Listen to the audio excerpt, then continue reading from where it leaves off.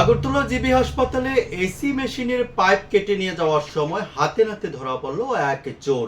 প্রত্যক্ষদর্শীর কথা অনুযায়ী সেই চোরকে নাকি চিনে ফেলেছেন এবং হাতে নাতে ধরে ফেলেছেন। চোর সেখান থেকে পালিয়ে যাওয়ার চেষ্টা করে, কিন্তু পরবর্তী সময়ে বেসরকারি নিরাপত্তা রক্ষীর হাতে গ্রেপ্তার করা হয়। ঘটনা খবর পেয়ে সেখানে উপস্থিত হয় পুলিশ এবং প্রত্যক্ষদর্শীরা জানান, গত কয়েকদিন যাবতই হাসপাতালের এসি মেশিনের বিভিন্ন যন্ত্রাংশ চুরির খবর আসছিল। তবে আজ শেষ পর্যন্ত হাতে নাতে পাকড়াও হলো প্রত্যক্ষদর্শীদের একেবারে চোখের সামনে। দেখুন এ বিষয়ে প্রত্যক্ষদর্শী যারা রয়েছেন এবং বেসরকারি নিরাপত্তার দায়িত্বে থাকা সিকিউরিটি গার্ড তারা কি বলছেন সংবাদ মাধ্যমের মুখোমুখি হয়ে। দেখলাম লেফটিন থেকে বাড়ানোর পরে দেখলাম হাত পা ধুয়ে নিচের দিকে নামতে আছে। আমার সন্দেহ আছে, কিটা দেখা গেল নিচের দিকে দেখলাম, দেখে ঘুরে গেলাম, দেখতেছি এমনি এমনি মুসরাইতে আছে।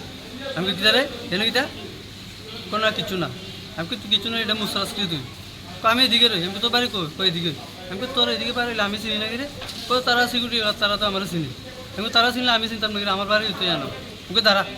তারপর আমি ফিরে দৌড়ে আমি ওই সামনে সিকিউরিটি গার্ড রাজু এদিকে এদিকে সুর এদিকে দিছি দৌড়, আমার জানো কথা কই না না তাড়াতাড়ি দিছি দৌড়।